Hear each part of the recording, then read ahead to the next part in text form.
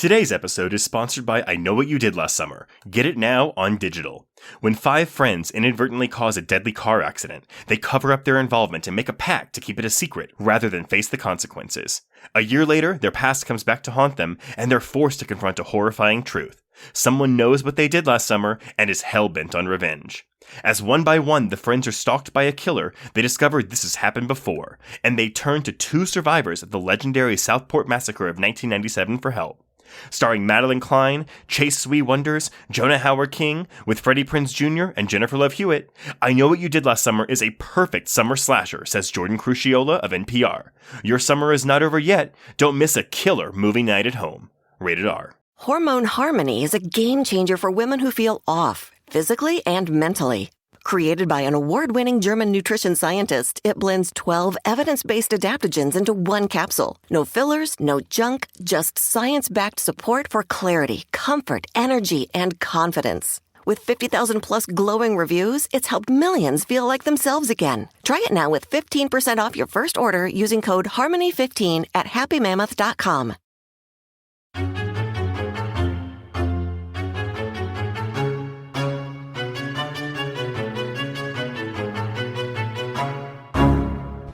You have to control yourself!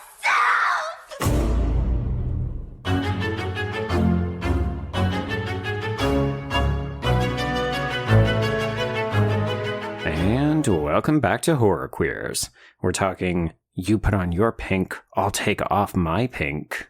We're talking, he took his best girl out last night and he came home with these stains all over his pants. I don't know what they are. And we're talking, you can't go around dry cleaning little old ladies. The people won't stand for it. And I'm Joe. And I'm Trace, and we're talking 28 points if you get both the kid and the bike.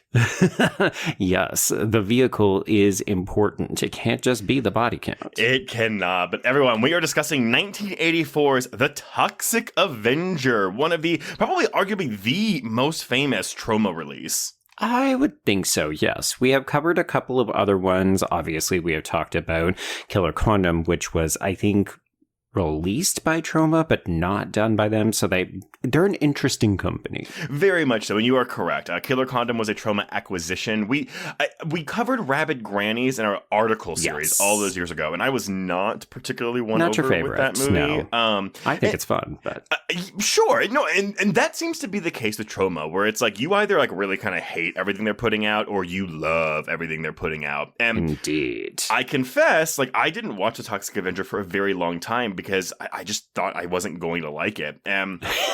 I love how many films you have already pre-made your mind up over, and then you watch them and you're like, oh, fuck, I actually like this. I should have been watching it all along. Truthfully, Rabid Grannies was the one that I was kind of like, oh, like, yeah, maybe Troma is not really for me. So, like, it was like a one and done type thing for me. Right. And, I don't really love full moon features, and Troma and Full Moon are kind of like...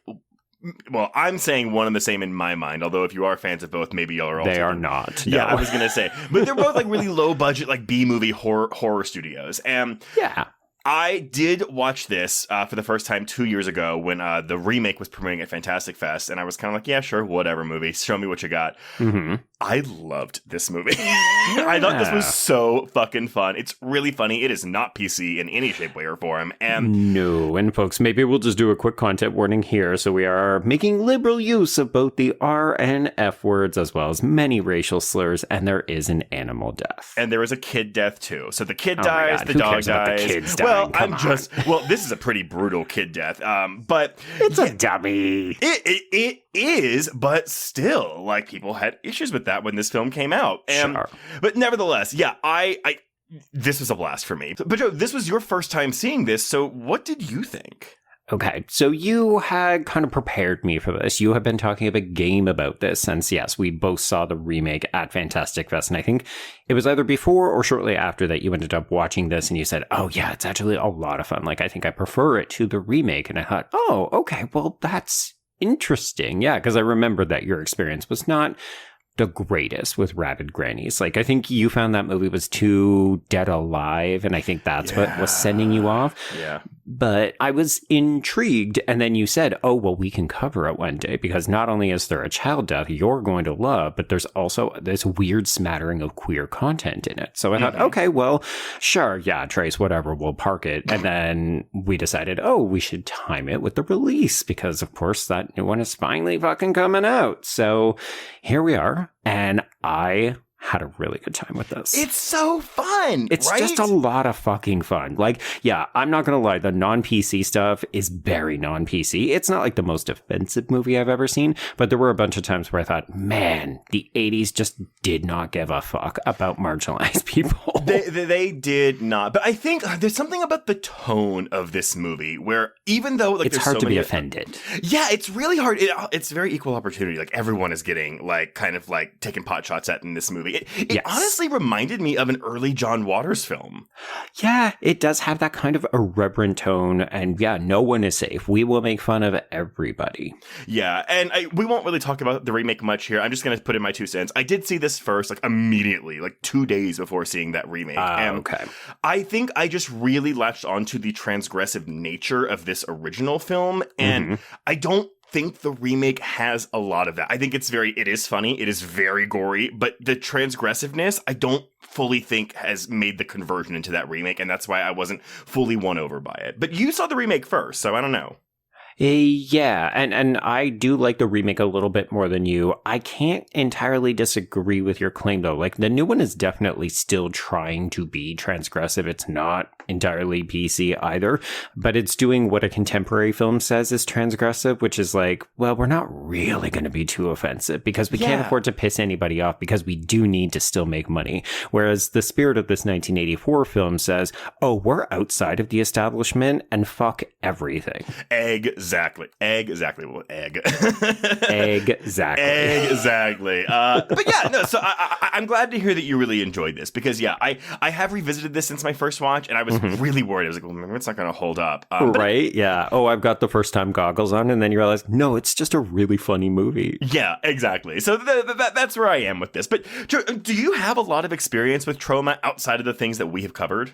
No, I don't. But the reality is that everything I've seen, I've actually quite liked. So part of me thinks I need to get into Troma more. I'm thinking the same thing, especially because I wasn't fully aware of what some of their biggest like releases were up until doing research for this. So we're going to talk about some of these things. And okay. Everyone, let us know what we should cover if you think we should. But oh my God, yeah, we got a bunch of really good like Giallo recommendations or Argento recommendations after we did Phenomena. So yeah, folks, keep the recommendation train coming. Yeah, so we're just going to jump into this production. And I got to say, I've got to thank Samuel Stone at Slash Film because thankfully, about 2 weeks before this recording, I'm assuming in celebration of the remake's release, we get the Toxic Avengers History Explained from Toxic Waste to Cult Legend, which is building up most of my production history. So thank you, Sam. There we go. Yay.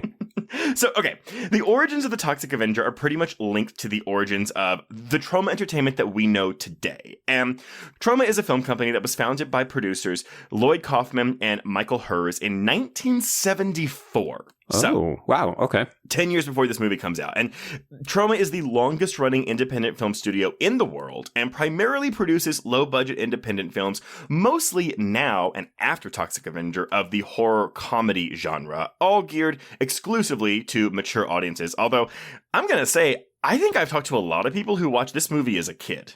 Well, yeah, this has the kind of your parents have gone to sleep and you stumble upon it on some kind of cable and or they went away for the weekend and you rented the video cassette. I think it's because also this movie has a live action cartoon feel to it. It definitely does. And I think the new one manages to capture some of that spirit as well. But yeah, like this is not set in the real world. And the violence has such an over-the-top comedy to it. Like, if all of their movies are like this, I can see why they say, oh no, the content is not appropriate for kids. But it's so slapsticky that you can see kids getting a lot of pleasure out of it. 100%. Now, many of these Troma films, they play on 1950s horror with elements of farce, parody, gore, and splatter, with Toxic Avenger being their most famous film, as well as its sequels. But there are other big titles, which I've heard of some of these, but not all of them. So we've got 1986's Class of Nukem High and its sequels. 1990's Sergeant Kabuki Man, NYPD. Nope. 1996's Tromeo and Juliet. Oh, yes. I've heard very good things about that one. And that's the James Gunn one. 1999's Terror Firmer. And 2006's Poultrygeist, Night of the Chicken Dead. And I gotta say, I have a friend who's been trying to get me to watch Poultrygeist forever. It's actually former guest Eric Lawrence, who was on our Tammy and the T-Rex episode. Okay, so maybe that should be the next one you check out. Well, because he says he has never shown it to someone who was not extremely offended by it. You know what? That sounds like a perfect trace. That is trace bait right there. I was like, okay, you've sold me. I'm ready to watch Poultrygeist.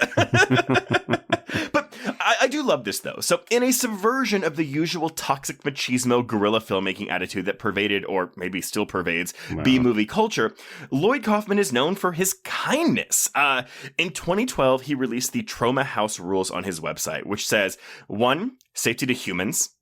2, safety to people's property. Oh, okay. 3, make a good movie. Those rules also noted, while we at Troma Entertainment don't take ourselves seriously, we take our movies very seriously. And I listened to a good chunk of the commentary on this film by Lloyd Kaufman, who says, you know, when we do a Troma film, everyone on crew and like just knows you are devoting your life to this movie while we are producing it, because we have no money, so everyone has to chip in. Oh my God, all hands on deck. Very much. But labor laws be damned. But you notice I said that they didn't start doing horror comedies until after Toxic Avenger came out in 1984, because similar to many of the exploitation grindhouse movies being produced by other low-budget indie studios in the 70s, Troma's initial output was raunchy sex comedies, like 1979's Squeeze Play. Okay. Yeah, I know. To help make ends meet in Troma's early days, Kaufman worked in various capacities for other movie productions, most notably working as a production manager on Rocky in 1976. It was during the making of Rocky that Kaufman began to develop the ideas that would eventually coalesce into the Toxic Avenger many years later. So basically, Kaufman thought of setting a horror movie in a spa, tentatively titling his idea Health Club Horror, because also this is kind of the boom of that, like, what do we call the places where they're doing like aerobics classes and things like that? Yeah, exercise culture was big in the 80s because everybody was on speed. Well, and we see some of that in this movie as well. But he turned his primary focus to Troma's sexploitation movies that launched the studio. And after producing the major studio movie The Final Countdown in 1980, Kaufman, much like John Waters, grew disillusioned with the big studio system, deciding to return to indie cinema and go put more into Troma. Okay. But here's the thing. They couldn't do sex comedies anymore because of the surprise success of Bob Clark's 1981 film Porky's. Mm-hmm. So sex comedies weren't just like for indie films anymore. Like major studios were like, fuck, we got to do this now because that's the big thing. So chasing the money. So rather than compete with bigger studios in that genre, Troma decided to pivot to horror as that genre gained low budget popularity, with Kaufman revisiting and retooling his earlier idea for Health Club Horror. Also, Health Club Horror sounds like a listicle article, so somebody go out and write that. I'm going to need to see Killer Workout or whatever that movie is, and then we'll go from there. Death Spa, things like that. Death Spa. Oh my God. Absolutely. Yes. Adding to this, though, and Joe, tell me if this sounds familiar, Kaufman and Hers both saw an article in the trades proclaiming horror films are dead in 1981. Oh my God, spare me. Actually, you know what? I'm glad you bring that up because it allows us to continue to combat the discourse that horror ever went away or was not popular. It goes through the occasional fallow period, yes, but horror has always been hot, and like people would just do best to stop trying to make the argument that like, oh, horror's dead. We talk about this, I feel like at least once a year. And I think maybe a contributing factor to this is that when horror is hot, it is like one of the most popular genre especially right now in theaters. And so I think when it's no longer that hot and it's just like, it's still doing well, but it's there, people are like, oh, it's dead. I'm like, no. You can just say horror isn't as popular as it once was, but will probably rebound in a year or two. Not even a year or two. It's like, give it a couple of titles. Like, not everything is going to connect. But when you say something like horror is dead, I just have to turn a side eye and say, really? Is it as dead as the Western? Because shut the fuck up. Right? Yes. Which actually, I think we're getting more Westerns coming out now. So. Oh, sure. Yes. Because we've got that guy who does, Taylor Sheridan does all of his stuff. So Yellowstone. It's like, everything is cyclical. And just because something doesn't work doesn't mean it's the death knell of an entire genre or even a subgenre. Folks, less hyperbolic, please. Got to get those clicks. But okay, so it was at this point that Kaufman retitled his revamped story idea to, well, I'm sorry, they didn't call it the Toxic Avenger while they were filming. That's why like so many of the newspapers in the film were like the monster, the creature, like blah blah blah. Sure. They named it that afterwards, but it became what would become the Toxic Avenger. And he directed the movie under the alias Samuel Weil, co-directing with hers, and produced it alongside him as well on a budget of $500,000. My God, I thought you were about to say $5 million, and I thought, yeah, okay, that makes sense. Well, that's like, honestly because the practical effects in this movie, the effects are good. They're pretty good. Are really good, yeah. And that's all. I mean, like, me saying that when the kid's head exploding, that's a cantaloupe with a wig on it. Oh, would never know. So, filmed in 1983 around New Jersey, the movie leaned into cheap gore and goofy, occasionally sex-fueled humor. Oh, also, maybe another warning, attempted rape in this film. Yeah. Oh, yes. But this was drawing from Troma's past strengths. And for an era full of mass slashers like Jason Voorhees and Michael Myers, the Toxic Avenger intentionally flipped the script by making its killer a good guy, gruesome murders notwithstanding. Sure. Yes. But Troma Entertainment released The Toxic Avenger initially on April 4th, 1984, receiving an early review from Variety in late December of 1983. So this was, I guess, a really big deal. Like, we got one review in Variety. Right. I mean, hey, we've been written up in Variety, and it feels real good. But during the next year, the film had a long run as the midnight movie on the single screen of the Bleecker Street Cinema in New York City. So again, it's one of those things where if you didn't live in New York, you didn't know what this movie was. Right. And if you did live in New York, it was probably notorious. Yeah. It's at Bleecker Street? Yeah, I know, right? But during its initial release, it was fairly overlooked by the public commercially and also by critics critically. But it was that midnight run at Bleecker Street Cinema that led to the movie developing a cult following and positive word of mouth that spread nationwide, leading to its eventual home video release in 1986. Okay. Yeah, I was trying to remember. I know we've had conversations about when VHS really starts to take off. Because I feel like I came to VHS quite late when I was like, in my early years. Yeah. I remember we had a tape cassette because we watched things like Batman, but that would have been like early 90s. Yeah. So I don't have a good sense of like when did it really take off because it was so expensive. But I mean, truly, once people anywhere could start to watch your movie, there was just a whole new ancillary market in which to make money. So movies that had died on the big screen suddenly had a second chance. And that's the thing. So Toxic Avenger was basically playing at this one theater for well over a year, finally hits VHS and Betamax in 86. Yes. And it was on home video, and with the advent of cable television with its laxer content restrictions, that the Toxic Avenger found its wider audience. So there we go. Then we're going to kind of go into like kind of what happened here in the legacy, because this franchise is way bigger than I ever thought, Joe. Oh, okay. So Troma then re-released The Toxic Avenger theatrically on 45 screens in 1986, and it earned $140,000 its opening weekend, thereby catapulting Troma Entertainment to levels of success it hadn't enjoyed before. Again, $140,000. Yeah, and only 45 theaters, so... Yeah. Now, in terms of reviews, The Toxic Avenger currently has a 70% on Rotten Tomatoes, but Letterboxd users have given this a 3.3 out of 5 or a 6.6 out of 10. Okay. Low, but again, like, it's that Troma thing. I think if you show someone, well, I'm just going to say if you show someone who doesn't like Troma this movie, they may not like it, but look at me. Or if you just tell people, hey, here's a movie called The Toxic Avenger, and people are like, what are you talking about? Now, in the wake of the movie's success, Troma pivoted its projects to, again, primarily be horror movies like Class of Nukem High. But by 1989, The Toxic Avenger had earned over $15 million from box office receipts, home video sales, and rentals, and television licensing. And all of a sudden, this was Troma's biggest hit and would keep them going for years to come. There you go.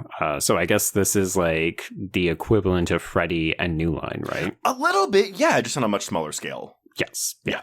But yeah, I guess, yeah, because because Freddy basically put New Line from an indie studio to a major studio. Troma's never going to be a major studio. No, but it kept the lights on. It allowed them to make other properties. It gets them a lot of goodwill, builds them a fan base, and so on.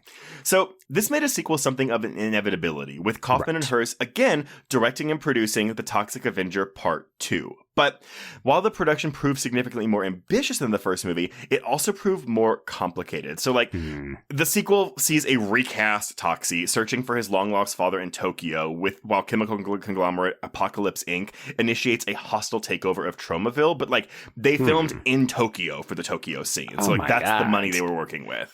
Also, the Tokyo connection feels wild, but also, do you think that they were chasing Godzilla stuff? Maybe? I mean, yeah, because if we're going after 50s B movies, Godzilla is the 50s, so... Well, and toxic waste. Godzilla is infamously tied to environmental concerns and, hazardous waste. Exactly. And I'm not going to say that this movie is, really hardcore going for, being green, but I think there's some commentary in there that you can glean from the subject matter. I think so, yeah. I'll bring something in off the top from my plot.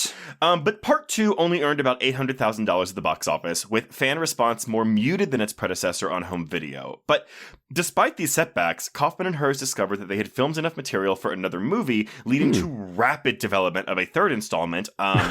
The Toxic Avenger Part 3, The Last Temptation of Toxie. Oh my god. Released just 9 months after Part 2. And, that always spells success, obviously, if you release a movie 9 months after its predecessor. But well, yeah, you can capitalize on any kind of buzz that you have. Also, I just love the idea that, oopsie, we made a third movie by accident. Well, and I think it's because it was footage they had filmed for Part 2 that they didn't use, so they repurposed it for Part 3. And in this one, Toxie agrees to become the spokesperson for Apocalypse Inc., that company that was taking over Tromaville. Right. Only to realize that its chairman is Satan himself. Oh my, okay. Now, this sequel was also met with a lukewarm reception, and during its theatrical run, only earned about $350,000. Ooh, ouchie. Okay. Yeah.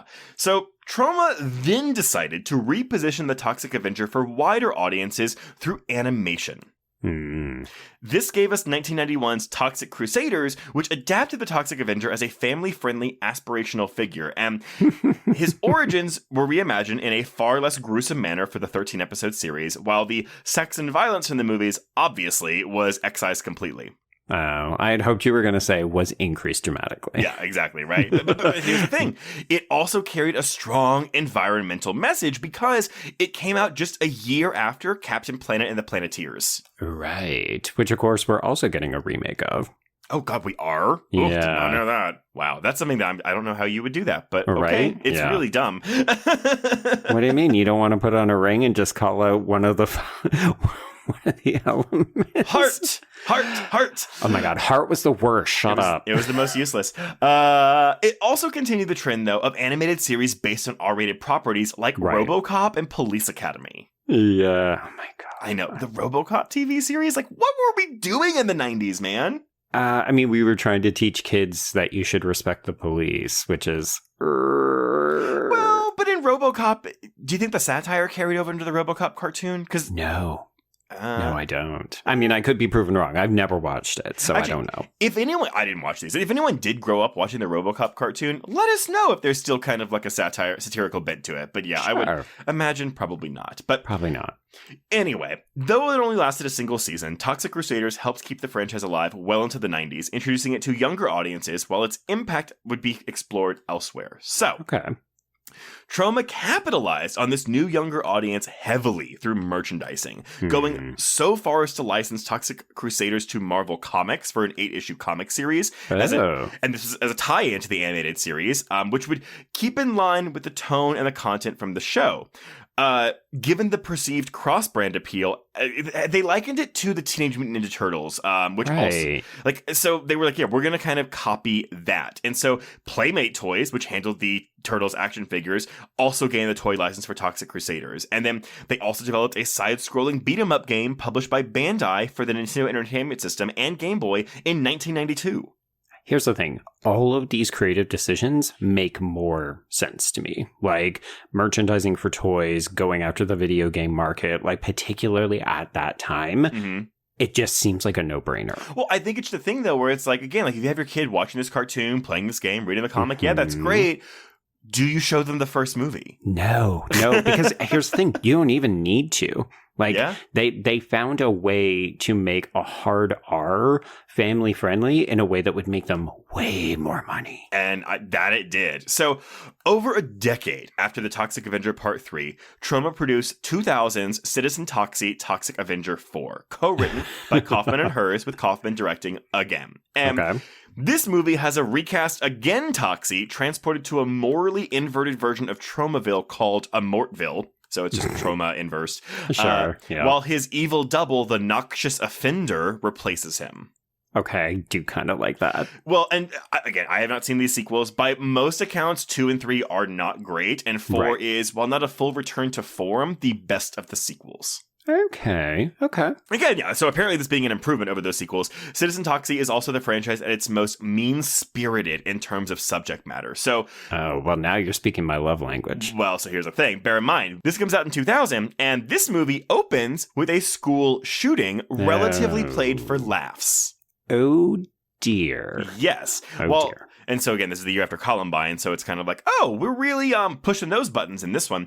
Not seeing that in the new film, are we? Mm-hmm. And apparently the lowbrow gags felt especially sadistic in the fourth film. And also, James Gunn is in that movie while he was still working at Troma. But like the original movie, Citizen Toxie would find its success with the home video market, again, giving Toxic Avenger its second wind. Okay. Now, soon after the release of Citizen Toxie, Kaufman hinted at plans for a sequel, tentatively titled Toxic Twins: The Toxic Avenger 5, because apparently in 4, Toxie and Sarah do give birth to twins. Sure. I know. I have so much to talk about Sarah. I love Sarah. Oh, Sarah's great. But after years of being stuck in various stages of development, Troma announced screenwriter Colin McCoy would write the sequel script in 2010, but plans for a direct sequel to Citizen Toxie began to stall out as the franchise began exploring the possibility of a full cinematic reboot. Right. Over the years, Kaufman maintained hope that a direct follow-up would still occur, claiming the script was complete as recently as May of 2018. Okay. I know. I did this 30-year journey condensed into 2 pages of my notes. It's wild. So Kaufman provided more details about the planned sequel, saying it was going to take place 20 years after Citizen Toxie, with Toxie and his mutant family traveling to Chernobyl. But this was all quietly shelved as the reboot gained more traction, which brings us not to the reboot, but to 2008's stage musical adaptation of the Toxic Avenger, because that was the one piece of media that we were missing, Joe, a musical adaptation. Naturally, you got to get it onto the stage. Yes. So the musical reimagines Melvin as an ecologist trying to save Tromaville from pollution, and he is, again, reborn after being dumped in toxic waste. Sure. He fights the mayor and her army of polluters from trashing Tromaville. His ascension into superhero role is coupled with his budding romance with the town's librarian, Sarah, who is attracted to Melvin's earnest idealism. So again, just slight changes, but the general story is the same. And yet, I think that some of those make a lot of sense, considering, I mean, I'm not going to lie, the female characters in this film are not super well developed, so maybe giving the antagonist role to a woman would allow somebody to do something a little bit more meaningful. Yeah, and I would imagine the romance between he and Sarah is, because we do get a lot of the romance from them in this movie, but a lot of it is relegated to, like, montages. Yes, it is. Yeah. Mm-hmm. But the musical debuted in New Jersey in October of 2008. In New Jersey, of course. I know. And then it moved off-Broadway 6 months later, where it did enjoy critical success. And this led to productions of the musical around the country, eventually spreading to productions in Canada, Australia, and the UK. Critics praised the show for capturing the goofy sensibilities of the movies, while making its story and gags palatable for theater-going regulars with an interest in something zany. Okay, so they watered down some of the more offensive things, is what you're saying. Basically, yeah. But I can't imagine they remove it completely, but no. I haven't seen it, so we'll see. I mean, again, folks, if anybody has seen the stage version, do let us know. And is there a banger song that we should be listening to? Oh my God, I shouldn't be listening to the soundtrack. It's fine. And then, so after years of trying to continue the franchise, we're finally getting the remake or reboot with Macon Blair's new film starring Peter Dinklage as Toxie. Yes, and I do think that is more inspired casting than what we're getting in this original. That was my big thing, is having seen the remake first, I was a little disappointed with how we do Toxie in this film. Like with the Melvin character? Yeah, just like going from very tiny geek boy to like taller bodybuilder kind of guy. I was like, okay, I understand why we did this, but I actually think that Peter Dinklage is a much more inspired way to take the character. Oh, yeah, absolutely. In that respect, I do like that it's not just a flat remake on those grounds. Yes. Yeah. Yeah. But yeah, so that's kind of like the history of the Toxic Avenger as a film and a franchise. I'm not going to lie, Joe. I didn't know 80% of that material because this was never really on my radar. I knew that it was the crown jewel in Troma, and I knew that it had a couple of sequels, but apart from that, yeah, that was a lot of new stuff. Well, what happens in this movie, Joe?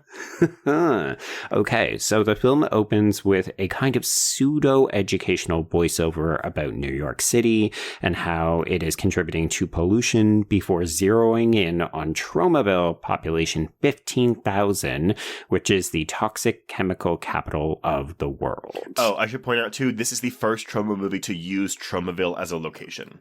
Okay. Yeah, I was like, is it? Clearly it's not a real place, but I did see a couple of places say this is explicitly meant to be like New Jersey or New Jersey adjacent. I'm sure. But again, to bring back that John Waters connection, this is basically the Baltimore of Troma, or I guess Mortville if you watch Desperate Living. But yeah, it's very much like that kind of a thing. Sure. I did see some people, I couldn't tell if this was complimentary or not, suggest that it also gives a kind of Simpsons vibe, sort of like a Springfield. Well, that's probably because the toxic waste plant, right? I think so. Yeah, that would make sense. That would make sense.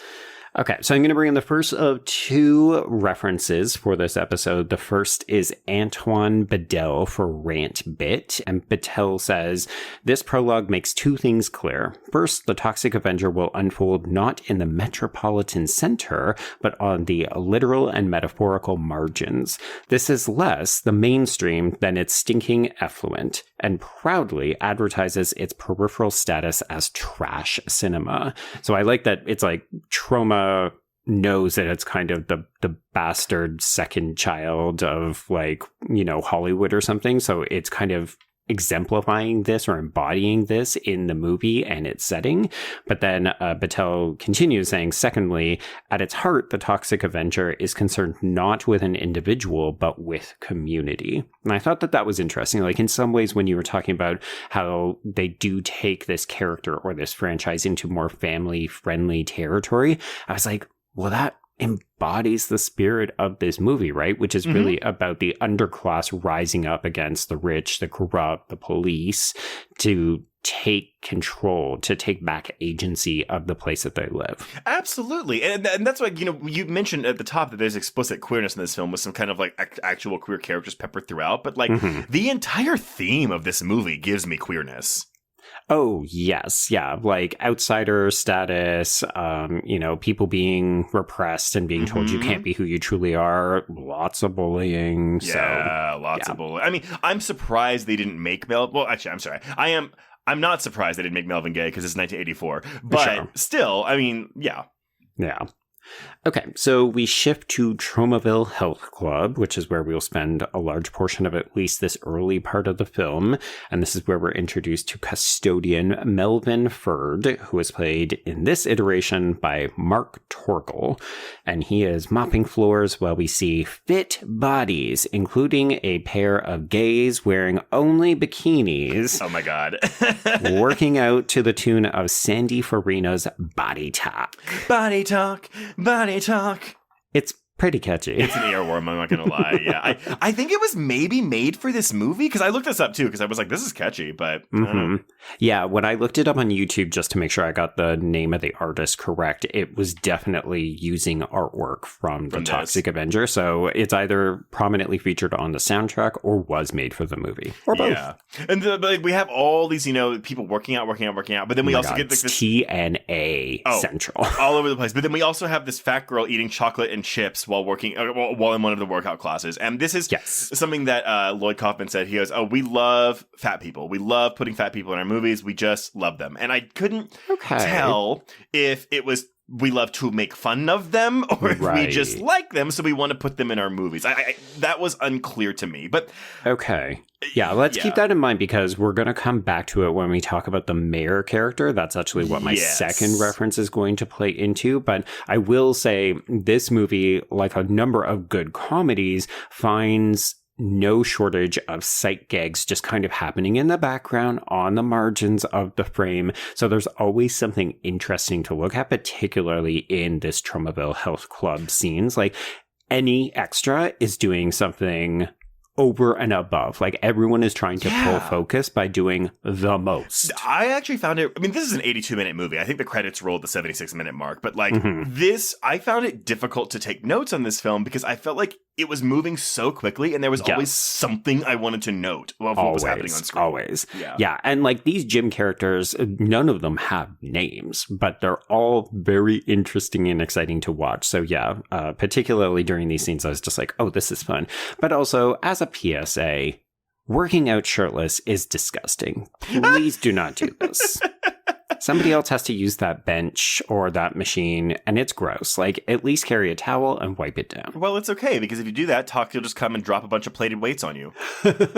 This is true. Although that's more for dealing drugs. That is true.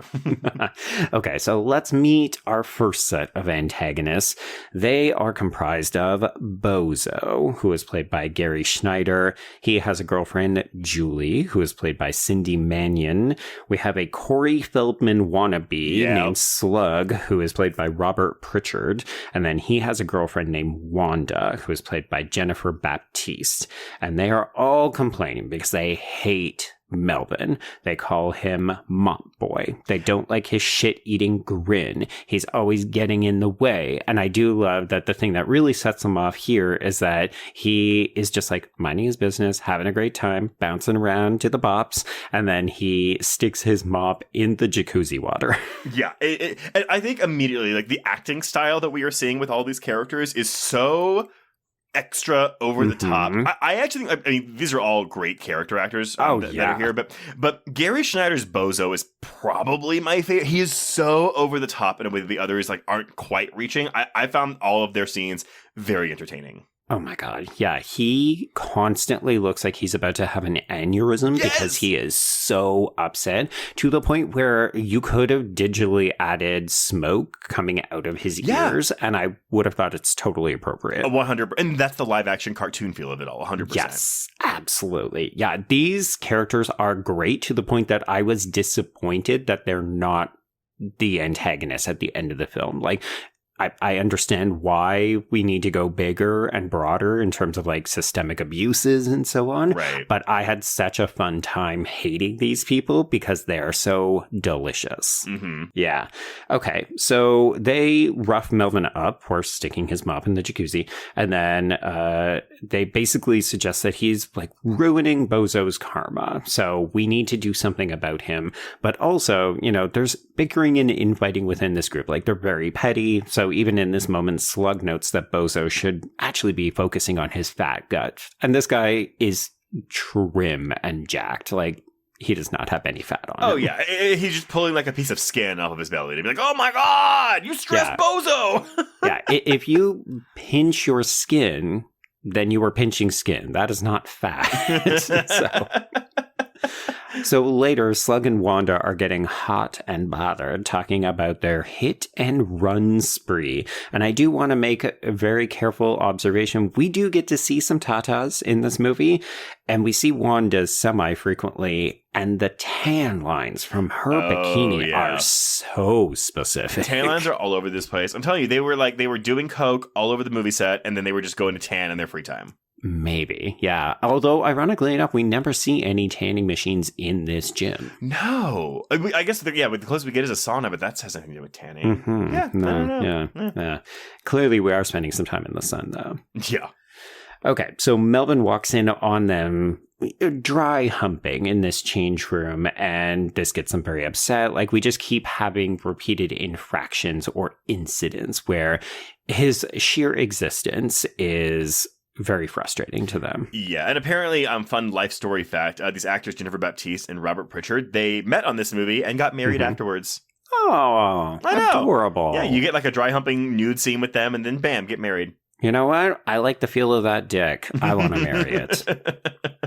So in the car, Julie outlines the point hierarchy that you mentioned in your intro. So we are basically focusing on any minority, and we are dropping every kind of slur in this section of the film. But basically, anyone who is not white, we are looking to mow down with the car. And this is kind of wild, too, because they say pretty much every minority group is 25 points, but Puerto Ricans are worth 30 points. Yeah. I thought that was weird. I didn't. Do we have a beef against Puerto Ricans in 1984?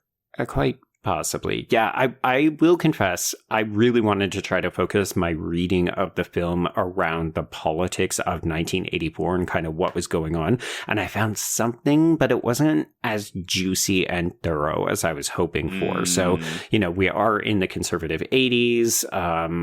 There's one very specific like blink and you miss it reference to Richard Nixon. Right. So I wasn't sure how much of this film is a reaction to things like a rise in environmentalism, the feeling of middle class white people feeling like, oh, the big city is now a place of fear because we are actually, creating a mixing bowl as opposed to just a whitewash and so on. But I feel like those elements are percolating. Obviously, the film is not. It's not addressing that explicitly because, first and foremost, it is an action splatterfest. Well, I will say what came from the true stories, though. So this game of mowing people down. So there was apparently a story that ran in the New York Post that reported on gangs doing hit and runs to score points. And Kaufman said, cool, putting that in the movie. Sure. Topical, relevant, makes sense. I mean, it's very easy to see these kids as villains when they're engaging in these kinds of behaviors. And not just because, yes, we do specifically try to target a child. So we ultimately will run over Skippy, who is played by Dominic Calvito. And it's not just once, Trace, it's twice, because we realize that he is still alive. And I like the way that we shoot this. So when we first run him over on the bike, it's a dummy. And then we see a stunt kid crawling on the road, the makeup, and then we go back to the dummy when they crush the head. Yes. And as I said, this is a cantaloupe with a wig on it that has a smiley face painted on it. I could not tell. No. I think that this whole sequence is just, obviously offensive for me to say so, but this is fucking great. No, I think that was my thing. This was the moment, the first time I saw this. Yo, this is 10 minutes into the movie, mind you. This movie has no chill. It is go, go, go all the time, including, hey, let's kill this kid. And I think, but you're right, though. I think this looks really good for being a kind of whatever. Like, I was like, oh, wow, this really low budget Troma film. This is really impressive, honestly, for a gore effect. And so I was like, cool, you have my attention, movie. Yeah. It is a good way to open a movie. So we're not done, though, either. So just to really hammer home how terrible these people are, the girls get out and proceed to take Polaroid pictures of this child's just smushed head. And then Slug insists that he has to get home, so he can't stay out, we can't hit more people, because he has to go to church in the morning. Which, again, that feels very John Waters-y, right? Like the worst people, I have to go to church. Of course, that's the worst people out there. Yeah, the whiplash in terms of, wait, you're pretending to have a moral or religious code after you just killed a child deliberately? The pictures also make all of them very horny. Yes, they do. Yeah, we are getting off on the carnage candy. All right, so we cut to a jazzercise or aerobics class in the morning. We continue to see that the kids are just shits all the time. So Slug puts a snake on the instructor. And of course, we've had this moment where the instructor berates all of these people in the class and says, you're not doing it right. Just follow what I do. So, of course, snake down the shirt. All sorts of weird antic movements, and of course everybody tries to follow along. And they're all like on the floor, like rolling around, like spinning. Again, like this is just silly It's fun. So stupid. Yeah. So the foursome see Melvin licking the glass outside of the racquetball courts, and this is where Julie decides it's time to hatch a plan. We're going to get Melvin once and for all. So she propositions that he meet her at the girls' locker room later that night. Man, so what do you think about this characterization of Melvin? Because he's meant to be, like, you know, just kind of this loser, nerdy guy. Sure, but the antagonists or the villains of our piece are repeatedly referring to him as the R slur. Yes. So I think that this is walking a very delicate line. I was going to say, like, he definitely gives me developmentally disabled, especially with the way he reacts once Julie removes her top. Yeah, although it could be played as I'm a virgin and I don't know what to do with lady parts. Ah! Yeah, I think it would help maybe if he wasn't talking like this.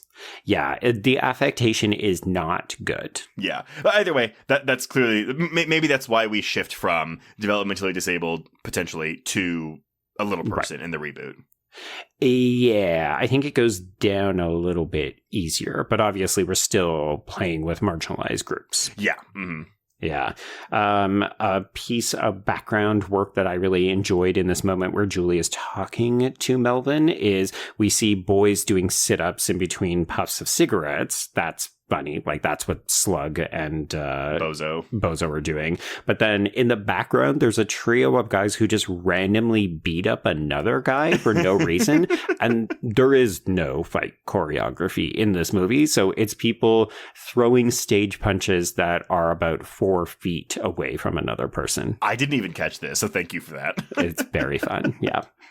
Okay, so we see a truck coming into town that is carrying toxic chemicals, but the two people who are driving it need to take a break because they have been on the road for almost 2 hours at this point. So they pull over in front of the health club so that they can face plant in a giant bag of cocaine. I mean, face plant. This is worse than Scarface. Like, they are just covered, like, forehead to chin in cocaine. Yes. It's not like we did a line or anything and you've got a little under the nose. It's you tried to powder your entire face with cocaine. Which I'm like, that's a waste, but okay. Well, I mean, I guess they have easy access to it because they don't seem to care. They don't care.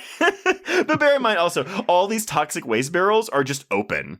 Oh, sure. Yes. Safety regulations be damned. So we've got Julie luring Melvin. She's asked him to put on an outfit, which consists of a kind of spotted unitard that's light pink. She also has him wearing a tutu, and she lures him down near the pool into a humiliating prank that involves a wig as well as a lipstick-wearing sheep. Yeah, so they turn the lights out, and I guess the gag is, he's going to make out with the sheep thinking it's Julie, which, again, you're like, okay, sure, whatever. And yeah, I mean, this is like the Carrie prank, basically. We're just making fun of this guy. And but it's not just our 4, like, antagonists. It's the entire gym is just on this guy. Like, basically, we're all going to laugh at you. We're all going to laugh at you. I see your Carrie definitely for the result where everyone, like, even the way it's framed, it's very, like, extreme close-ups. Mm-hmm. The faces look distorted and just kind of gross as Melvin is making his way out. So I definitely see that point, but I did see some other folks saying that it feels like the opening prank of a different slasher film, be it Prom Night or I think more appropriately Terror Train. Yeah, that's probably... Oh, actually, because that one's meant to be like, we put you into a sexual situation, you think it's a live woman, but it's actually a dead body. See previous episode, folks. Here it's not a dead woman, but it is a sheep. A sheep, yeah. And I think in that one too, like the guy's very much kind of made to be like this kind of like nerdy, like guy. Yeah? No, actually, yeah. Terror Train's probably a better comparison. Yeah. But I mean, when you said Carrie and then you described the reaction that everybody has as Melvin tries to push his way through, that does come through as well. I mean, who are we kidding? Pranks play a pretty big part in horror films. Truly, yes. Especially around this time period. Yeah. Mm-hmm. So he flees. He ultimately ends up diving out the second-story window and directly into one of these open vats of chemical waste. This is full Sally Hardesty and Texas Chainsaw Massacre, like diving out this window. 100%. It's not even a pause to think, is this a smart thing to do, or could I just open that window? It's and just face first dives out this window, and just turns into Lindsay Lohan and Mean Girls, and just falls face first into this barrel of toxic waste. Yep. Yeah, so he ends up splayed out on the sidewalk as everyone is still gathered around him and making fun of him, but he is now beginning to mutate horribly. But they all think he's faking it. I mean, Bozo suggests that he is faking it, which just tells us everything we need to know about Bozo's intellect. I mean, he says, if this guy can't take a joke, he stinks. Yes. Which is like, what are you, a greaser from West Side Story? It's not the 50s anymore. Yeah, but hey, we're doing those 50s horror films. Truly, yes. Mm-hmm. They were very hot in the 80s as well. So a police officer tries to help, but he is immediately set on fire because this toxic chemicals have some kind of flammable radioactiveness to them. So yes, he goes up, Melvin runs away, and this is all set to the sounds of Mussorgsky's A Night on Bald Mountain. Which will play a lot throughout this movie. Yes, and folks, if you don't know what that is, it's the really dark section of Fantasia. Yeah, that's the music. Literally, with the, oh my god, what's that creature called? Oh god, I couldn't tell you. Oh god, it's not the Gallerk, it's the Chernabog. Okay. Well done on you for remembering that. Yeah, well, that was Wikipedia. Well done on Wikipedia for being publicly available for you to look up. But I knew that was that. I never. But apparently, I loved Fantasia as a kid. I have no recollection of this because I remember hating Fantasia as a kid. My parents said I wanted to watch it all the time. I don't know. Fantasia is incredible. It's just there's no plot. No, just a bunch of different stories of animals. Here's the thing: it's like Andrew Lloyd Webber's Cats, only good. Yeah, it's basically we take famous pieces of music and it's like an anthology where we're doing a different story for each piece of music. There you go. Yes, with groundbreaking animation techniques. I know. Granted, I haven't seen Fantasia since I was probably like 8 years old, so maybe I'd like it now. Maybe you need to do a Toxic Avenger deep dive, like watch part 4, watch, what is it? Not Birdemic. What? No, it is Birdemic. Is it Birdemic? Okay, yeah. So do those two and then Fantasia as a palate cleanser. Okay. So Melvin ends up running home. He continues to mutate in the bath. This does not look very good or convincing. It's very clearly we put some paint into the bath and he climbed in. It's fine. I think what looks good here, though, is the bubbling of his skin. Oh, yes. We've got bubbles going on, baby. And obviously, these are inflated balloons. Oh, yeah. And it does not matter because we're buying into the fantasy. I mean, that's... As fake, quote unquote, as this looks, and I say this every time we talk about CGI, I would rather have this 100% than even the best CGI simulating bubbling skin. Every time. Yes. Mm-hmm. Yeah. Full agreement. So while he is continuing to mutate, we're seeing the arms, we're seeing his face and head and so on. We've got his mother, Mrs. Bird, who is played by Sarah Bell Levinson, worriedly knocking on the door. But then when the sounds end and, Melvin climbs out the window, she just says, "My little Melvin, he must have finally reached puberty." That he did. I guess so, because goodbye to that actor. The next time we see you, he will be played by someone else. Well, and apparently in Toxic Part 2, there's a scene where Toxie gets reverted back to the Melvin character for a bit, and they wanted to get this actor back, and I guess he asked her, Kaufman says, and verbatim, he asked for $50 more than what I wanted to pay him, and I said no.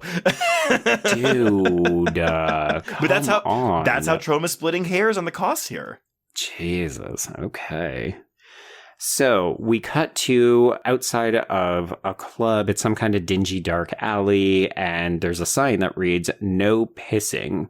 And initially I was just like, oh, it's a sign that says, don't urinate here. But this is actually, I think, the name of a club because it then says Tuesday, Thursday, Saturday, 8 a.m. to 11:30 p.m. Either that or those are the specific times you're not allowed to pee there and other times you can. Or all of the above. Or all of the above, yes. Here's the thing. Would you go to a club that was called No Pissing? Kinda. Just to see. Right? I mean, because you're not going to get pissed on. Well, yeah, no kink shaming, but if that is not your thing, it's a safe space. Exactly. Yeah. Okay, so let's get introduced to a trio of F-slurs, Trey.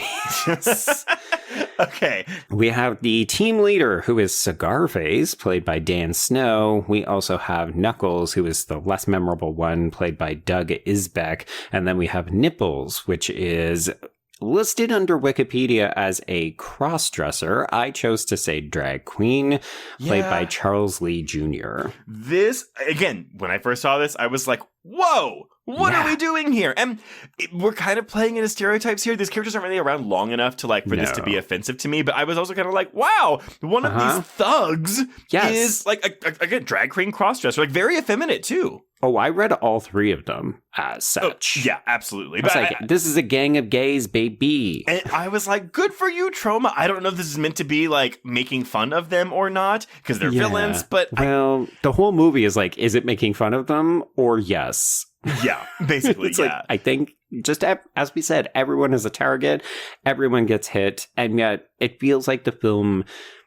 this doesn't feel horrendously stereotypical to me in the way that we have talked about so many other films that are trying to just get in a queer character and then have a laugh at their expense. I think there's laughs to be had at these characters, but it also doesn't feel any more mean-spirited than anyone else. Well, and I also think, I'm just going to say, I think this is a good representation, because in what other movie would you see a gang of queer thugs, in this type of a role? And also, they are actively looking to beat up police officers. So this storyline has aged well, is what I'm saying. Absolutely. It's true. It's true to life, even in 2025. Yeah, so they threaten Officer Clancy, who is played by Dick Martinson, and this is where we get our new version of Toxie, who is now played by Mick Cohen and voiced by Kenneth Kessler. And I do have to say, the ADR is so bad.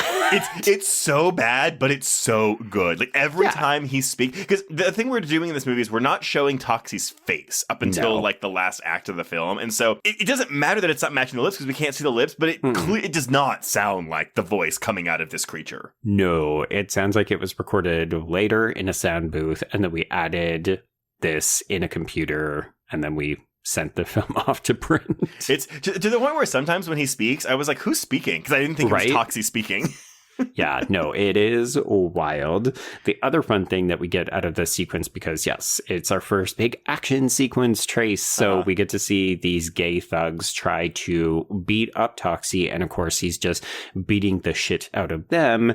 And the sound effects are comical. Again, it is cartoon sound effects. I'm very positive that Chuck Russell would borrow from some of this for The Mask just 10 years later. Right. Yes. Actually, that is a very good comparison as well. But yeah, we get a rolling punch on one of their heads. He's ripping the hair off of all of them. We're doing martial arts kicks from the drag queen. Oh my God. We're fighting castration with this cop. This is ridiculously wild. Yes, it's very, very silly. It kind of reminded me a little bit about some of the fight choreography that we saw in something like Brain Damage, which is maybe just how you do low budget horror or action around these times. I just think you have to lean into it. And again, this is a movie that's trying to be quote unquote bad. It's very much aiming for this and really succeeding. And I feel like it's hard for films today to kind of replicate this kind of magic for me, where you're trying to make something that's quote unquote bad in poor taste like this movie. Right. Yeah. Yeah. It's one of those things where you think, oh, is it just that they didn't have enough money, so this is how it turns out? Or were they purposely recognizing we can't compete, so let's go ridiculous, over the top, silly, comical? Absolutely. We even get nipples and just a cutaway shot where he's checking his makeup while his buddies are getting the shit beat out of them. Yes. Yeah. So silly. So the fight is over. Toxie has rescued Officer Clancy. The only person who really gets out of this is Cigar Face, by the way. And I say that because Cigar Face will turn back up later on in the film. Yeah. The others, I think we're led to believe that he kills all these people. So. Yeah. There was one effect that I thought was pretty neat, because one of the non-entity of this group, he gets his nose elbowed into his face. Yeah. Yes. Yeah. Poor Knuckles. The end of you. So Toxie reassures Officer Clancy, don't worry, I'm here to help you. And then he kind of speculates almost to himself that he doesn't really know what has come over him. And this is maybe the most lukewarm element that I feel about the film, which is this idea that Toxie is a monster who has a lot of rage, and once he gets going, he can't help himself. So when he does all of this property damage and he's killing a bunch of people, he doesn't really mean to. It's just that he can't fight his impulses. But I feel like the film says that a couple times, but doesn't do anything with it. Well, because I think it's in that one news broadcast that we get at some point where they basically say that his body senses evil, like bad guys. And so he only goes like he only gets uncontrollable when he's around someone that his body senses is evil, which is why it plays a big part when he kills that little woman in the laundromat. Right. Yes. But I did like the comedic beat, again, this ADR, he says, "Don't worry, I won't hurt you. I couldn't control myself. I've never done anything like this before. Bye." And just like walks away. Yeah.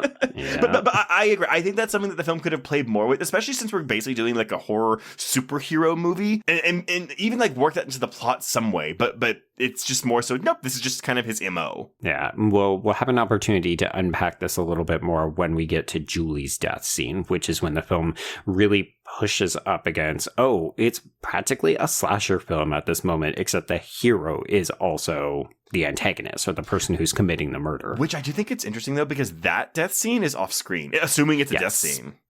I think we have to assume. But yeah, there's a couple of moments that are off screen. I just thought, is it that we didn't have the budget? We didn't have the time to shoot it? Maybe. Did we decide we didn't want to show it? I have questions. Yeah. Mm-hmm. Yeah. Okay, so Toxie runs off. Bye. And then we see Officer Clancy being treated because, of course, he's a police officer in this city. And it's like, oh my God, what happened here? People want to know. So he talks about the monster who saved him, who mopped up the criminals. Because, yes, we didn't mention, but Toxie does use mops as weapons, and he cleans up people's faces or sometimes like crushes faces with the mop. I am a little surprised we don't shove a mop stick up someone's ass. I am too, but I'm glad that we don't. Yeah. Mm-hmm. Yeah. So then we shift to the crooked and very sweaty Mayor Peter Belgoody, who is played by Pat Ryan Jr. And we see that he is running for re-election. He is friends with the chief of police. And it's very obvious very quickly that this fat mustachioed man is corrupt. He's, doing shady deals and all this other stuff. Yeah, and I think like the fact that we have a man of this size is very much like, he's gluttonous, like just like the mayor. Like I think there is maybe some... It's fat-phobic, yeah. It's fat-phobic. I mean, there is intentional allegory going on there, but it is a fat-phobic allegory. Yes, yeah. Like, not hard to see what we're doing on the screen in terms of visual signifier. Mm-hmm. Yeah. So we jump back to the health club, and this is where Slug impersonates the Elephant Man, which is, again, quite offensive, but you realize, well, it's Slug, so I would assume nothing less from this character. Mm-hmm. He sucks. So he does this for Wanda in the steam room. That'll become important later on when we're playing into her death. But we've got Melvin then scaring his mother with his new look because, again, we're not seeing it, but we get to see other characters react. And clearly he's looking quite a bit different these days. Just a little bit. But again, that ADR, Mom, it's me, Melvin. So he ends up leaving his house because his mother does not accept him. So he built a new one at the toxic waste site, which is something that Mayor Belgoody also has plans for. So we are talking about how we're going to gentrify certain spaces so we can make a profit. And again, it's a little undercooked. We basically just need to know that Mayor Belgoody is bad and he is going to try to make a bunch of money doing shady shit. Which, of course, will involve the chemical plant and the toxic waste dumps and all this kind of shit. Sure, yes. I do love that this movie doesn't make extensive use of voiceover or title cards or character cards, but every once in a while we do. So here we get a card that just says, "Meanwhile." I was so confused by this. I was like, okay, sure, why not? Why here and only here, folks? I guess it's because when we go here, like, this is a completely new location with a completely new set of characters, and we haven't, like, Toxie doesn't introduce this scene. But yeah, you don't need that card. It's just there. You could just transition, but okay, why not? This scene, which I'm just going to call the Mexican place scene. The Mexican place, yeah. So this is a Mexican restaurant that makes, tacos and other things. We're introduced to a new trio of criminals. Trace, I have to talk to you about my favorite. That would be Leroy. Two-Face? Played by Pat Kilpatrick. Okay, so it's halfway between Two-Face as well as Harley Quinn's coloring, yes! but also then a little bit of Deathstroke thrown in. So, folks, if you have not seen this movie, I highly encourage you to try to look this character up because the fashion statement that he is.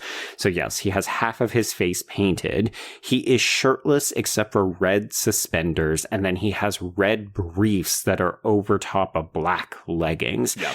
This is a fucking fashion icon. I love this. This entire, if you are not on this movie's wavelength, this scene is going to push you out. Yeah, this could be a big deal breaker because we're not just getting racial stereotypes. We're not just getting a sexual assault of a blind woman. We are killing her dog. And I will say, so a couple things. One, the actor playing Frank, our man who gets his arm ripped off. He's the leader, played by Larry Sultan. Yes, he was actually missing an arm. So that is, anytime you see him before his arm is ripped off, you can look if you look closely, it's just a stunt arm that he's wearing. Oh, interesting. Okay, I kind of love that. Also, Troma received no hate mail about this movie for anything except the killing of the dog. Right. Well, further proof that we only really care about animals and don't care about human beings. Now, I will say this, though. So, y'all, because I also don't really like watching dogs get killed. I mean, no one likes watching dogs get killed, I think. I mean, that's probably a red flag right there. But I mean, some people have a huge issue with it. Sure. It's not a deal breaker for me. I'm like, yeah, sure, dogs die. What happens? We're in the horror genre. It's a thing. The way this dog's death is presented is so silly that I almost like don't get offended by it. So basically, okay, the man that owned the dog, they had a trick with him where he could basically throw the dog, and like, oh my God. So the scene when they shoot this dog with a shotgun and it just goes flying across the floor of this room. It skids across the restaurant. Yes, and so this is the trick this man would do with his dog, and apparently like this dog could just do it all day. Like they would just do it and do it because he just had so much fun with it. That's kind of cute. We will get a shot later in the scene of the dog's corpse. And I say corpse in scare quotes because the dog is very clearly still breathing. Right.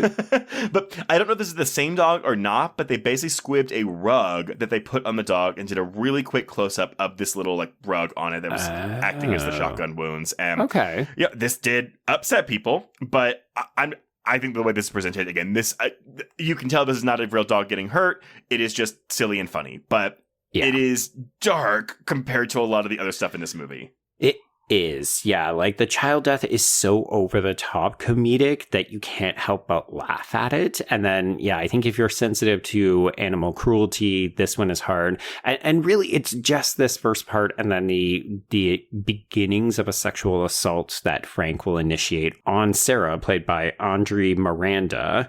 That is upsetting because, you know, obviously she's visually impaired. I mean, not at all in terms of the actor because she's doing a shit job of conveying visual impairment. Whatever the equivalent of blackface is for like blind face, this is it. And I don't know if it's offensive or not, but it is very funny. And don't hate me for saying that. It's funny in the way that, like we've said, we're taking pot shots at literally every character. So, you know, she is not good at handling her disability, so she trips and falls a bunch. She, you know, punches Toxie in the dick a bunch of times. Her eyes are always like extremely open. She is looking everywhere around. This actress too, she apparently was the significant other of one of the investors of the film, and they just love, but they didn't hire her because of that. They loved her performance of this to the point where they even rewrote the part so she wouldn't have to do any nudity in the film because this role did originally call for nudity. Okay, yeah. Here's the thing. I do love this character. I think that she's very sweet. Like, it's one of those classic monster tales where she falls in love with the monster because she only sees his good heart. And of course, she doesn't actually have to see what he looks like, which is a little bit scary and confronting. It's classic. It's tried and true for the horror genre, and it makes sense. But yeah, like the introduction of this character is just that she's trying to eat with her service dog, and then that dog gets shot, and then we sexually assault her. So not great, but this is as bad as it will be for her. And I think this is, again, if you're talking about offensiveness, this is the most offensive, quote unquote, part of the film. But yeah, she's basically just going like, whoa, like the whole time in all of her scenes. Yes, yeah. Just thrown into the mix and asking for help. And yeah. Okay. So these three, the third member of this group, by the way, is Rico, played by Michael Russo. So Toxie comes in as they are doing all this. They've also killed a Good Samaritan by this point. So Toxie rips Frank's right arm off, and then he battles Rico, who I would say puts up the best fight, because we get an extended section where he fights with nunchucks as well as a samurai sword. Oh my god, we just pull that out of his ass. I was like, okay, yeah, sure. To be clear, he pulls it off the wall, not out of his ass. But still. Also, I do love, this is the kind of very sly humor that worked for me. Why is there a samurai sword in a Mexican restaurant? 100%. Just because. Yeah, because. Just because. And we're doing crotch kicking in his, again, with all these like cartoony sound effects. Yes. We throw Rico over top of things not once, but twice to get him into the kitchen. And then we basically dispose of all three of these guys. So we turn Leroy into a human milkshake. Yeah. We deep fry Rico's hands, and then we put Frank into the oven, but this is the other off-screen death. So we see Toxie pick him up and start to move towards the open oven, but then we just see a little bit of charcoal grilling on a fake body. I will say this, and this is something I got from Lloyd Kaufman's commentary. So Pat Kilpatrick, who plays Leroy, our painted face guy, he actually quit this movie after this scene because there's a point where he has to point a shotgun at a baby. Right. And that was too upsetting for him. And okay. Lloyd Kaufman was like, well, it was funny because like the woman holding the baby was the baby's mother. She worked on the film and she was fine with it. She was okay with it. But he was like, this is too dark for me. And he quit after this. I mean, it would be very upsetting. Yeah. But also, just getting to wear this costume. Like, this could be my new Halloween costume. Oh, absolutely. Yes. Right? Yes. And then if you get it, you get it. And I know I want to be your friend. And if you don't get it, it looks fucking cool. It still looks amazing. Yeah. Yes. I'm going to have to hit the health club, though, because, my dude looks good. So... All right. So, yes, we have put these people into the ground in various restaurant food related ways. So Toxie is back to calm down Sarah because, of course, she has no idea what has happened. She has no idea where her fucking dog is. Oh. So he walks her home. We get a bunch of physical sight gags at her expense. So she trips on the step in her house. She pulls down 20 to 25 different canes up from the wall. Because she has, this basically like this one spot for all of her canes. She pulls one off, and much like an orange stack in a grocery store, they just all come tumbling down. She whacks Toxie in the dick several times with this walking stick. I do love when she accidentally grabs it, and she's just like, oops. Yeah. Me too. Whenever I've grabbed someone's dick, it's always been, oops. Okay, so we cut back to the Mexican place as the police are taking people's statements while also eating free tacos because corruption. And this is our gentle introduction to one of the line cooks, Johnny, who was played by Ryan Sexton, and he will show up near the end of the film. Mm-hmm. Okay, so Sarah is reading Toxie's palms and accidentally grabs his dick, as we mentioned. And then we cut to the introduction of Dr. Merchant Snodberger, who is played by Ruben Gus, and he is from the Garden State Cerebral Reflex Research Center. Okay. He's been brought in to lecture on the monster's desire to destroy evil. And this is a fun character that I could have done more with. I feel like he has this scene, maybe one other very brief scene, but it's essentially to introduce this concept that no evildoer is safe. Not at all. Not when Toxie's around. Exactly. Yes. Okay, so we cut back to the health club, but we see that people are buying just everyone. Everyone is buying drugs from this drug dealer who is played by Dennis Solder. And we will then see Toxie, basically walk in front of everyone and just get this guy on the hamstring press and partially decapitate him. And again, this effect looks the gore is fantastic. It's just a fully partially decapitated head. I do like, again, with these two gay guys in the bikinis, they just kind of like Scooby and Shaggy jump into each other's arms whenever Toxie walks in. I think around this time too is when we get again this mayor on like a massage table with, I want to say, a 20-foot long Subway sandwich in front of him. Yes, so he is naked except for his underwear. He's surrounded by a bunch of women, but then this is also where the chief of police, who I think is called Himmel, but if you look him up on Wikipedia or IMDb, he's just listed as the chief of police. Okay. He's played by David Weiss, but his character beat is that he's German and he treats the mayor like Hitler, so he is always giving Sig Heils. He is praising the Fuhrer.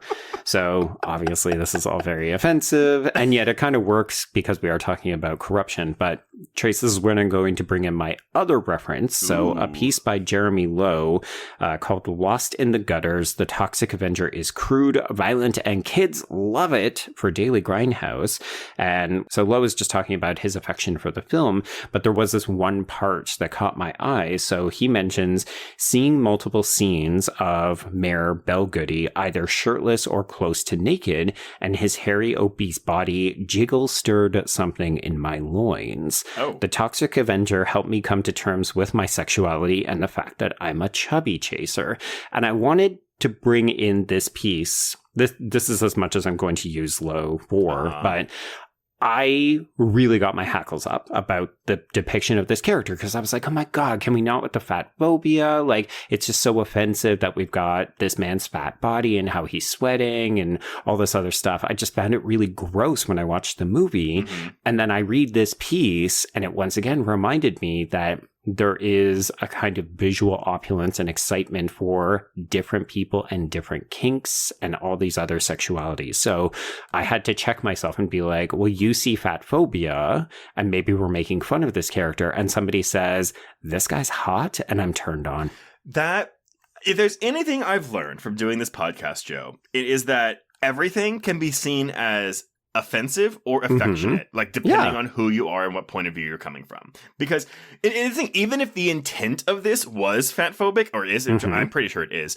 I think so. But if audience's takeaway member is, that's really fucking hot, I like that, that's also kind of like cool. Like, that's so good. Yeah. And so it's, I don't know.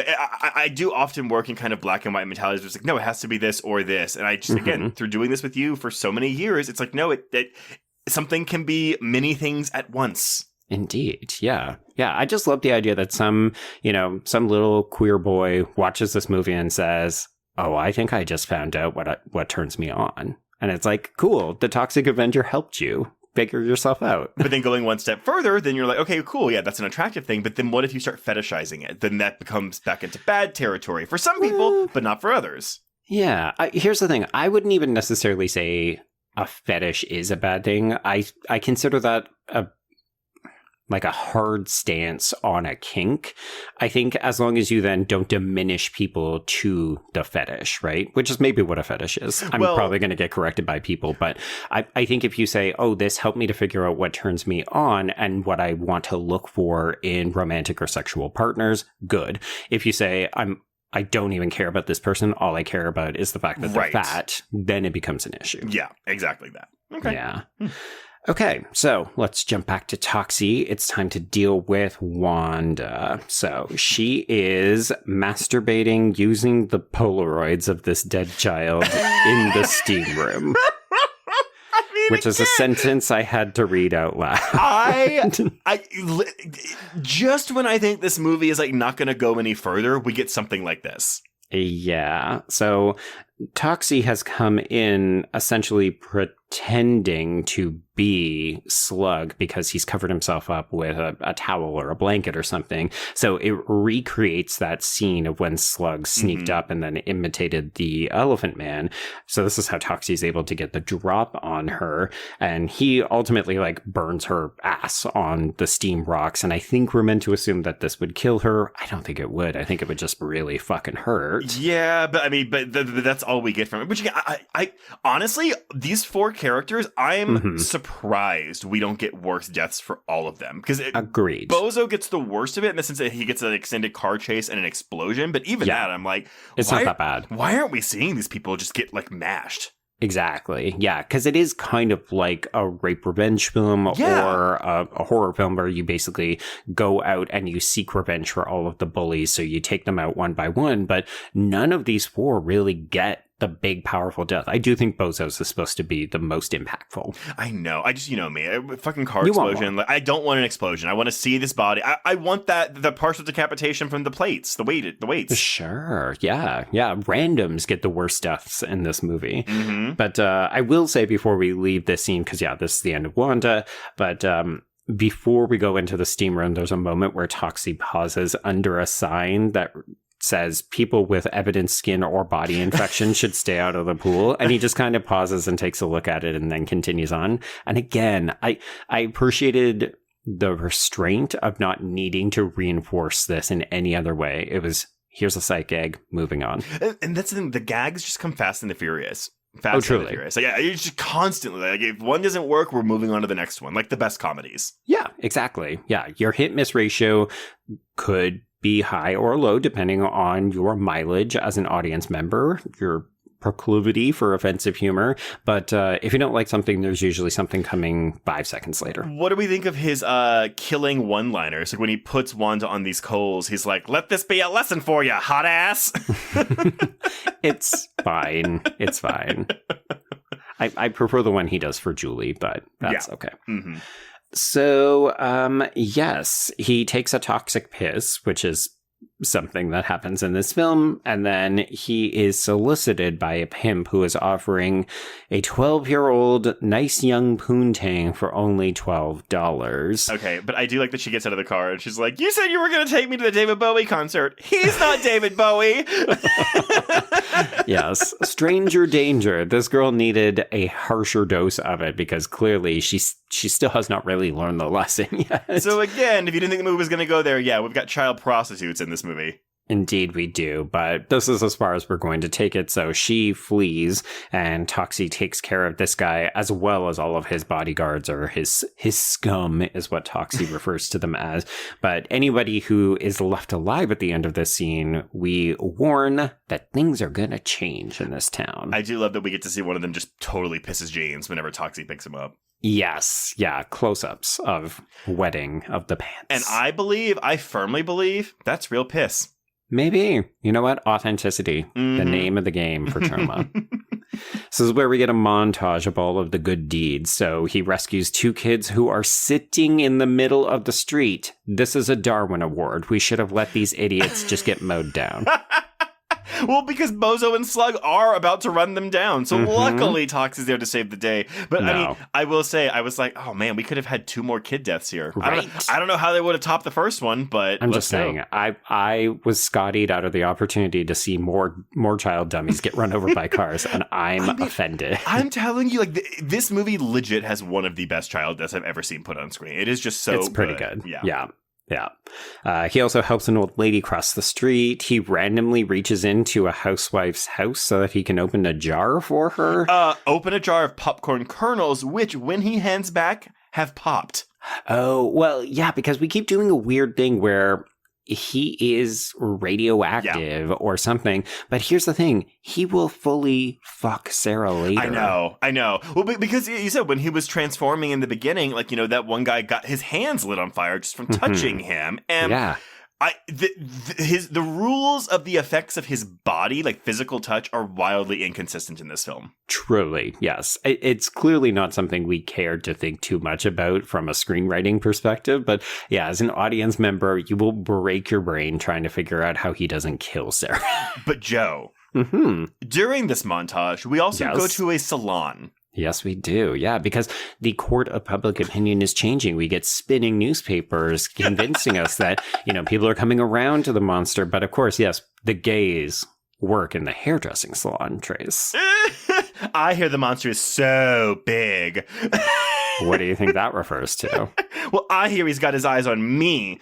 I just so silly. This doesn't need to be in here, and No. This is like solid representation for the queer community. But even watches, I was like, this is cute. This is really fun. Yeah, I mean, is it any better or worse than the gay who comes out in Legally Blonde and goes, bend and snap, works every time? Truthfully. It's like, yeah, we do this. It's stereotypes. We're used to it.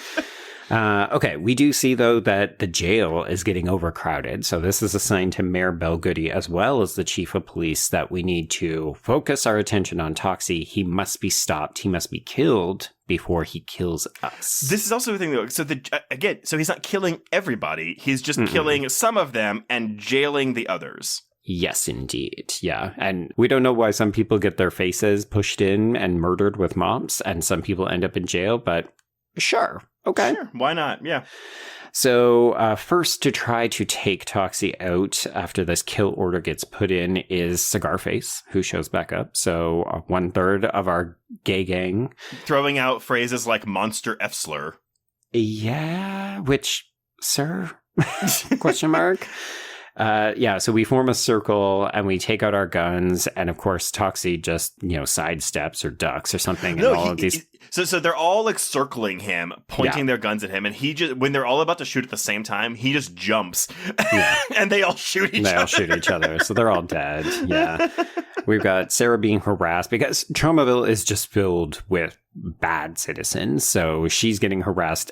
Broad daylight, the middle of the street, and she warns that they're not going to like her boyfriend if he shows up, and they think, oh, Melvin. So he does show up, and then of course we get a guy screaming in an effeminate fashion. Oh yeah, loved all that. But then we have to move into the consummation of this relationship. Yes, our date montage. So we get a champagne cork to the dick. We get a literal steam rising off of him when she touches, presumably his crotch. It's out of frame. And then we have fucking, but with our clothes on. Maybe that's how he doesn't kill her. Yeah, maybe it's dry humping. I don't know. Guess, but obligatory cigarette smoking. Some post-coital eggs, which of course, because she's blind, she can't pick the shells out. It's just like a big pan of eggs and shells all over it. Yeah. Probably not pleasant to eat, but he seems okay with it. Yeah, he just nails all this. Yeah, and because we have consummated the relationship, we're now free to decorate his toxic dump site house, and then she moves in. Yeah, she moves into the dump. Yes, she does. To which I'm like, okay, yeah, she's blind, she can't see it, but she can smell. Yeah. It's interesting. I think during the sex scene, this is supposed to take place at her house, but I missed it. Maybe I was taking notes, but I think we get a reaction shot from her parents who live upstairs. Because part of me thought, well, why don't we just move into her house? Her house seems perfectly nice, but I think it's meant to be that she still lives with her folks. Oh, yeah, I missed that too then. I missed it. Yeah. Okay, so we're back at the health club, and this is where we see Julie. It's Julie's turn to get her. So she is wearing a red bikini with a crop top tank top underneath. So, I have to say, the 80s were wild for fashion on the best day. Yeah. And then workout gear was a whole new level. Folks, if you're having difficulty imagining this, it's not a bikini. It's the Borat bikini with a white crop top, tank top underneath. I'm not surprised. I'm surprised we're not seeing lip in this scene. This girl is stunningly gorgeous. Yes. So honestly, I said Bozo was my kind of MVP, but this girl is second medal here because she really commits to this bit. Oh, yeah. So we corner her in the change room, and it looks like she's about to get it. But Melvin is actually surprised by one Marissa Tomei. Okay, so here's the funny thing. Lloyd Kaufman doesn't recall her being in this movie, but apparently in an interview that Marissa Tomei gave at some point in the 2010s, she said, oh yeah, my first movie was Toxic Avenger. And y'all, this is there's a shot of apparently Marissa Tomei running in, screaming or looking shocked, and then that is it. Yeah, and you could very clearly tell it's her. You mentioned, oh, she's in this, and I was at that scene, so I pause it, and it is very clearly Marissa Tomei, but it is 1 second of screen time. Well, and that's something the remake missed out on. You should have cast Marissa Tomei in that movie. That would have been great. Maybe she didn't want to come back. I don't know. Probably not. But I'm just saying, if she's talking about it in interviews, granted, I don't know if she was talking about it highly. Marissa Tomei doesn't seem like someone who would just shit on her B-movie work, but I don't think so. Yeah. Okay, so this distraction was enough time for Julie to make a run for it. So we get, I'm not going to lie, a pretty solid slasher chase scene throughout the bowels of this gym. I think this is the most horror leaning the movie 100%. leans. Yeah. Mm-hmm. Yeah. So he's chasing her. We do have more quips. You know, she gets in the elevator and he goes, going up. And we get a rat scare in the laundry because apparently this health club is lax on the safety and health regulations. But he finally does end up catching up to Julie with a pair of scissors, but we don't see her get killed. We finish with her screaming, and then we cross-cut to Bozo screaming because he's so stressed out that she hasn't shown up with the car. But this next sequence with Bozo and Slug.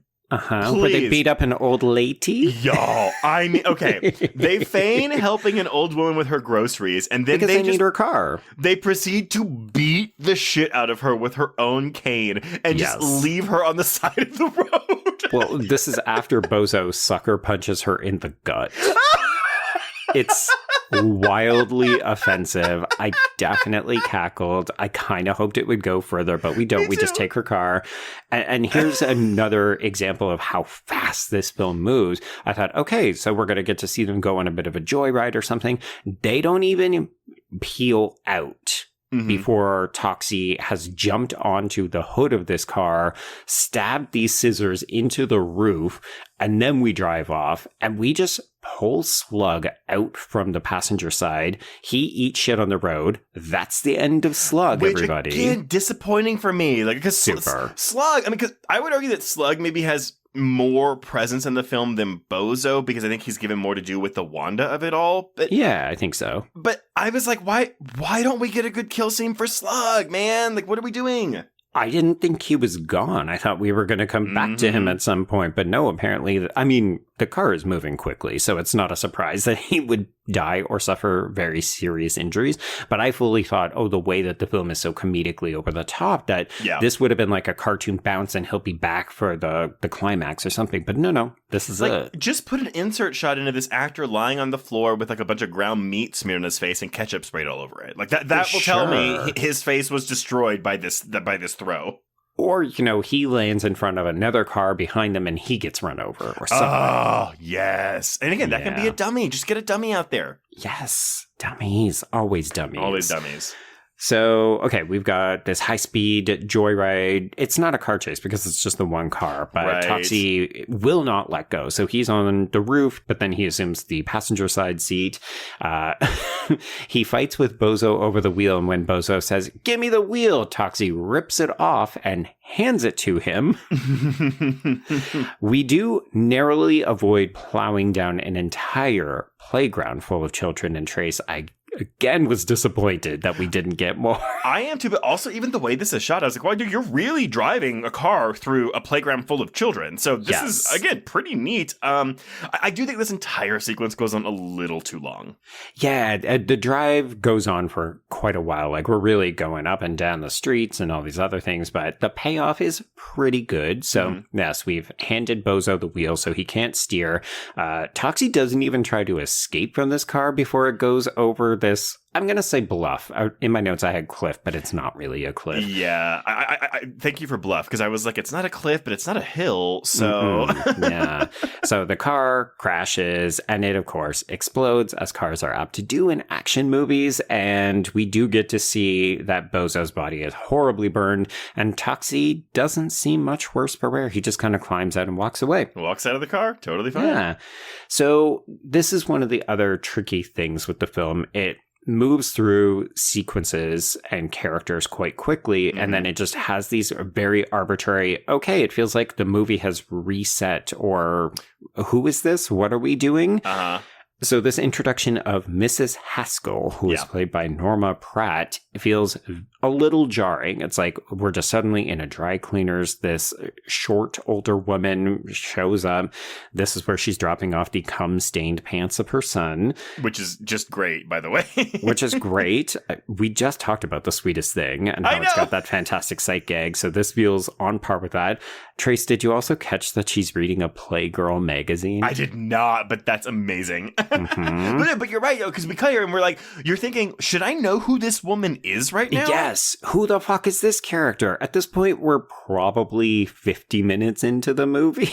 Yeah, and so you're like, well, and it's entirely possible. I may have missed something, because again, this movie moves such a rapid clip, as you said. But we are given no context at all. It does kind of work, though, for what the film is trying to do with the plot, because Toxie comes in and murders this woman by, shoving her in a dryer, starting it. He pulls her out. He irons her face. Yes, with the industrial iron. So it's not just the tiny little one that you see in like Halloween Kills. We're talking the big one. And I love that the laundromat guy walks in and goes, Mrs. Haskell, customers aren't allowed on that machine, as she's like dead on the machine. She's so dead. But because this is, we're like, oh my God, why is Toxie hurting this innocent old woman? But there's no establishing or like easy transition into this scene. So yeah, as you said, it is very jarring, but that also might be the point.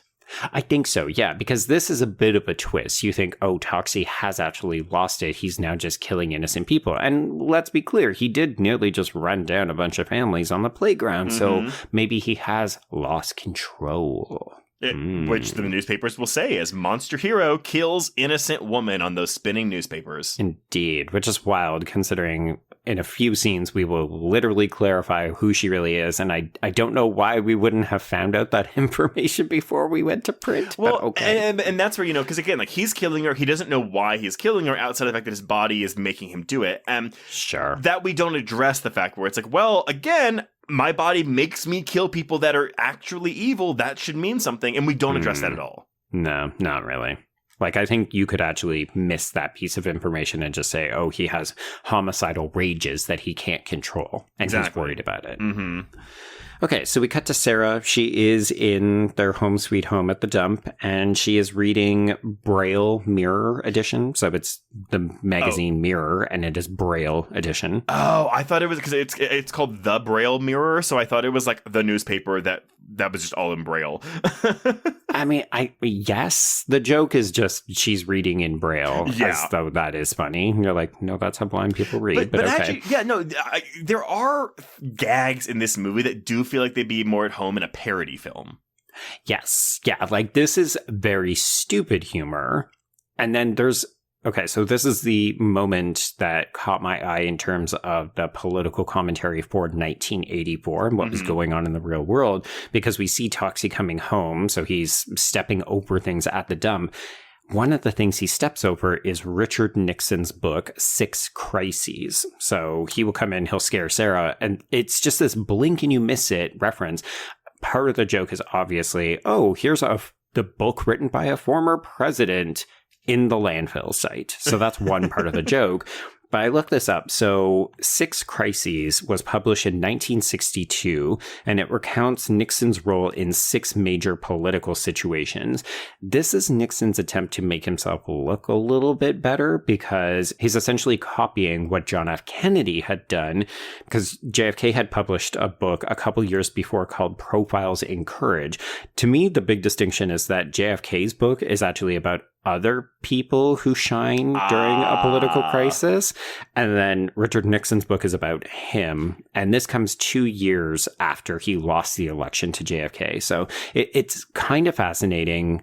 JFK apparently encouraged him to publish this book. Like, he was very supportive of him and said, you writing this could actually help to encourage other people to pursue like elections and politics and so on, like a career, which is like ironic if you know who Nixon is. But also Kennedy won a Pulitzer for his book, whereas Nixon did not. Ended up in the landfill, baby. But yeah, I thought it was interesting that this book is being highlighted, however briefly, in a film that comes out in the midst of Reagan-era politics, Thatcherism, and so on. Right. So like the country had very staunchly gone into conservative mode where things like the environment and individuals were not as important as, you know, getting back to popular nuclear family values and so on. So I guess I just thought that it was interesting that we seem to be doing a slight jab at conservatism, or maybe just this is, oh, where are you going to find the book by Richard Nixon? The landfill. In the landfill. I do wonder too, this is something, because I mean, I didn't even catch this anytime I've seen this movie, but I wonder if in 1984 or in the 80s when people were watching this, if that was a more like topical, if people caught on to it more easily. Yeah, I don't know, because like it's a bit of a big swing to include a book that at this point a disgraced president wrote. Well, but it would have been 22 years old at this point. So it's not like this is a recent bestseller or something. I wonder, this is probably a stretch too, because Kaufman started writing this film in 74, 75 when he was working on Rocky. Okay. So I wonder if that was actually a specific note in the script that just stayed there whenever they finally got this made in 83. Yeah, or maybe it was like, insert disgraced politician's book here, and we just moved it to Nixon. Maybe, actually, this is a more likely event, is that there were more overt references to a Nixon-like figure in the 1975 script because it was so soon after Watergate and his resignation. Right. I mean, let's face it, we're talking about a film that has a corrupt mayor in Mayor Bill Goody, so it tracks. Like, Mayor Bill Goody is a small version of Nixon. But I guess there could have been a different way to do this, was to do like almost like a someone who was clearly meant to look like Richard Nixon in this role rather than the actor we have playing Bill Goody. Yeah, because there's no visual similarities, not really. No, not at all. Anyway, food for thought. We'll move on. So, yes, we've got Toxie professing to Sarah that he is, in fact, the monster hero. Because remember, she doesn't know what he looks like. She thinks he's beautiful because she sees him as this kind-hearted figure who is very lovely to her. Even though she can touch his face. Well, she touches his face and she says that he's beautiful to her. Well, because, I do love that he's like, I have a rash. Like acne? Oh, that's okay. Everybody has acne. Everybody's got acne. Yeah.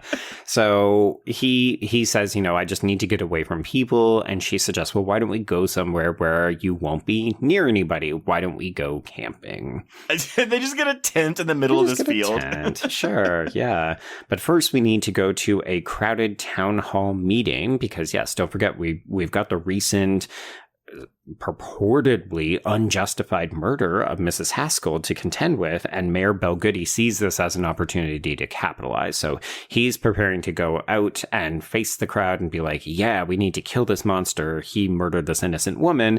But right before he goes out, he discovers that, yes, she was the head of an international white slavery ring. What the fuck? With a police record a mile long. Yes, yeah.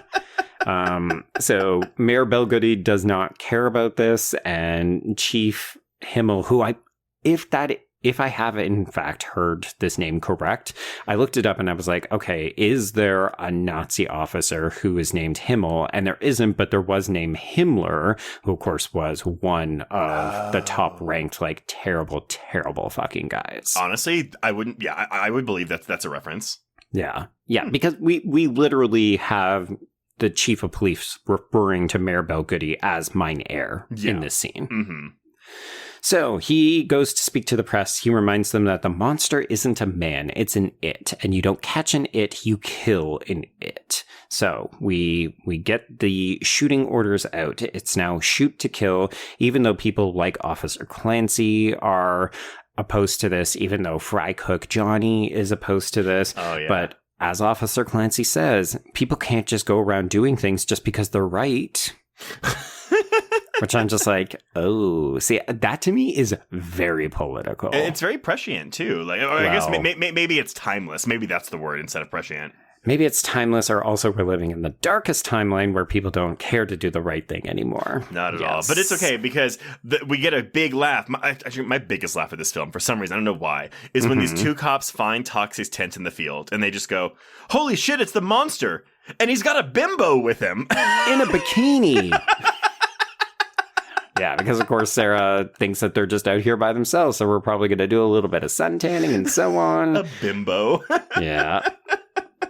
So they alert the chief and then the mayor, and then we call in the National Guard, and we are back to a night on Bald Mountain as the little people of Tromaville watch in dismay as tanks roll down the streets. This is really fun, though, because basically any, like, tertiary character that's been in the film kind of gets a moment back here where we're just doing a montage of all the people in Tromaville being like, oh my god, no, we can't kill the monster. So we're seeing everyone again, even though these aren't characters. Like, these are just, like, people that have had one or two lines of dialogue, most likely a joke, in the previous 70 minutes of this movie. And I like that we check back in with them.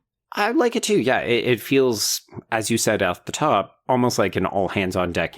Anybody who appeared in this movie, we need you here for the big crowd scene.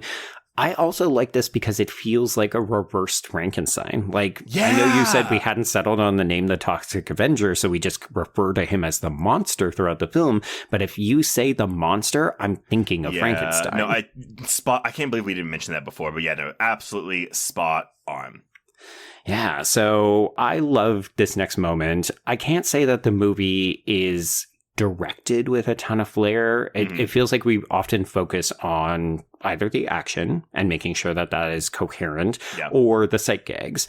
But I love that this playful moment. So we start at the tent and we kind of crane out and we see that the little tent in the Miller farm field is actually surrounded by all of these soldiers with all their guns drawn, but also the entire population of the town is there. And 2 tanks. And 2 tanks, yes. Yeah. So we have Johnny, we have Melvin's mother, we have the kids who have been selling Toxie merchandise out on the streets. They all try to block the line of fire by protecting the tent, but Toxie says, no, get out of here, don't do this. And Mayor Bellgoody is told, you need to stand down, we're going to take him in alive, but he refuses.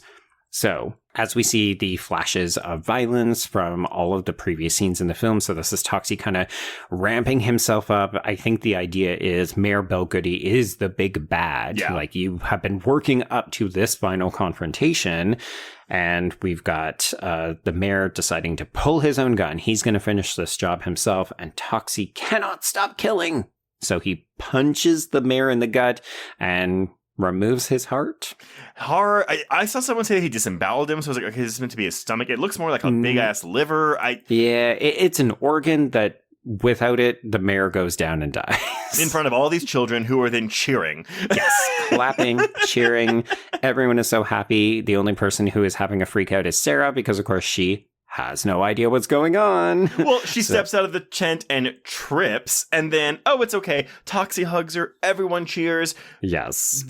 He has saved the day. Honestly, yeah, there are no small parts, only small actors, and these people knew that because everyone in this movie is giving 110% in their performances. They are selling the shit out of this like it is the happiest development that has ever happened in Tromaville.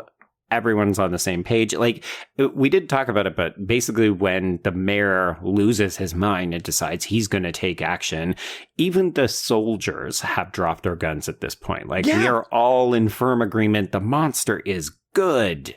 And then we have to kill the mayor. And this is where you're obviously like queer metaphor allegory reading. Like I just find this movie has such a big heart for the subject matter that it's dealing with. I agree. Yeah. Even if you just want to specifically zero in on the relationship between Toxie and Sarah, it's so pure. It's so sweet. Like, sure, it's ridiculously sexual because that's part of the joke. But yeah, then you pull back to the macro, you extend it to the whole town, and it feels like, oh, we have found the people's hero. He doesn't look conventional. In fact, he's quite heavily disfigured. I like the makeup, actually. Yeah, we haven't talked about it at all. I wish his outfit was a little better. The tutu has gotten discolored, but it's not as big.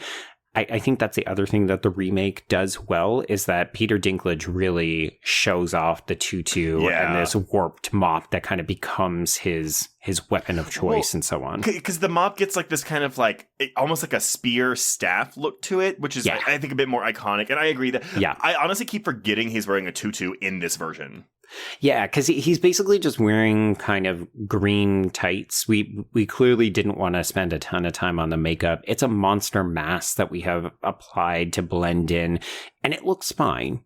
But I think this is one area where the improved makeup effects have given the remake a bit of an edge. Yeah, no, I can completely agree with that. I'm eager to revisit the remake to see if I feel differently about it. Yeah, one thing I did appreciate, we haven't really talked about it, there's another figure in the mayor's entourage apart from the chief of police.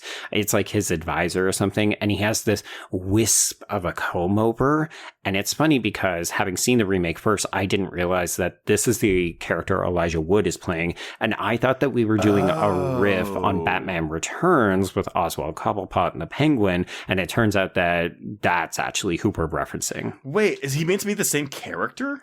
I think so. Yeah. Whoa. He's definitely fashioned after him. Yeah. I mean, either way, that'd be really cool. And I will say, Elijah Wood was, I think, one of the best parts of the remake. He's very fun. He understood the assignment. But I do want to shout out Peter Dinklage is legitimately great in that role, too. No, I mean, I think a lot of people are doing, well, Jacob Tremblay is kind of just there. But Kevin Bacon is kind of having fun with the stuff, but I think, again, he kind of pales for Elijah Wood for me. Taylor Page, I don't think has a lot to do in that movie, but whatever. Yeah. But yeah, we should revisit it just to sort of see if something has clicked in place now that we've had some time to process it. But overall, I do think that they would also make a really great double bill. I do as well. So yeah, I mean, that is the Toxic Avenger, everyone. But I mean, Joe, any final thoughts on this one? So I'm actually going to kick it back to Battelle because I think that they have a nice bit of summary that will help to encapsulate some of this. Okay. So they write, all these postmodern gestures and jarring dissonances are precisely what earned the Toxic Avenger its cult following. So this idea of like serious and smart comedic play, right. like 1 minute we're doing this, the next minute we're doing this, and it's like whiplashy, but in a good way. So continuing, Battelle says, it's willful unevenness, it's uncomfortable laughs, it's over-the-top, anything-goes exuberance, and its general bat-shittiness would become the defining feature of Troma Entertainment's future output. And I will say, if a lot of those, again, like Nukem High and Troma, if a lot of them have this kind of spirit, I'm here for it. I'm here for it. I want to give all these movies a chance and see, and maybe Rabid Grannies was just my, like, fluke film. Yeah. No, I agree. I think this is a movie. I think this is a movie. It's a movie. It's definitely a movie. Yeah. Love this. Glad we finally got to cover it. I'm glad you enjoyed it too. That's always really nice to have. I did, yeah. But yeah, so, okay, everyone. Well, before we announce what we're covering next week, some quick housekeeping. If you want to get in touch with us, you can reach us on Blue Sky and Instagram at HorrorQueers. Shoot us an email at horrorqueers@gmail.com. Find us on Letterboxd to keep track of all the films we've covered. If you want to chat with other listeners, please join our Horror Queers Discord. The link is in the show notes. We are quickly learning how to use Discord, so I think we're in a better place with that now. Right. If you have a moment, please rate and review us on Apple Podcasts or Spotify. And if you want even more content, please support the show by becoming a patron at patreon.com/horrorqueers. If you subscribe today, you will get 414 and a half hours, love that, Joe, of Patreon content, including this month's new episodes on Hannibal Season 2, Episodes 7 and 8, Lurker, Together, Weapons, a brand new audio commentary on Wes Craven's Red Eye for its 20th anniversary, and we have begun dropping new content again on our requel tier, which, if you remember, we started back in April as we did episodic coverage of The Last of Us Season 2. Now, if you subscribe, we're doing episodic recaps of Noah Hawley's new Alien Earth TV show. So, if you want to hear all of that, Last of Us, Alien Earth, go subscribe to our requel tier. Indeed, yeah. And folks, if you've been paying attention, it feels like the Patreon hours are kind of exploding between episodes. It's because every single Patreon episode we have released this month, except for that episode on Hannibal, which is like usually in about the 40-ish minute range, every other episode has been nearly 90 minutes or more. Well, and to be clear, it's because Lurker, Together, Weapons, and Alien Earth all have like a lot to talk about. Yeah. It's been fascinating conversations this month. But also, Trace, congratulations. You have reached the end of another month, so you will get to do a new outro next week. Yes, I'm so excited to change the script. But Joe, yes. Next week is our 350th main feed episode of this show. Ooh, yes, it is. And we had to deliberate about whether we wanted to save something, have something super gay, have like a really big title. And I think we've stumbled on something that manages a little of everything. So I'm excited to revisit a certain director that we have already discussed this year.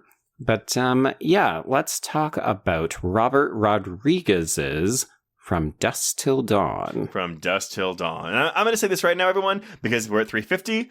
400's coming up in a year. If you have suggestions for what you want us to cover for episode 400 next year, let us know.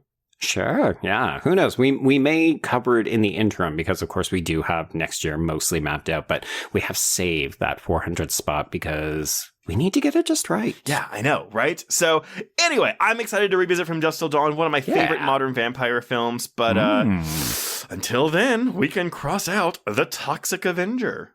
Indeed, and cross out horror queers.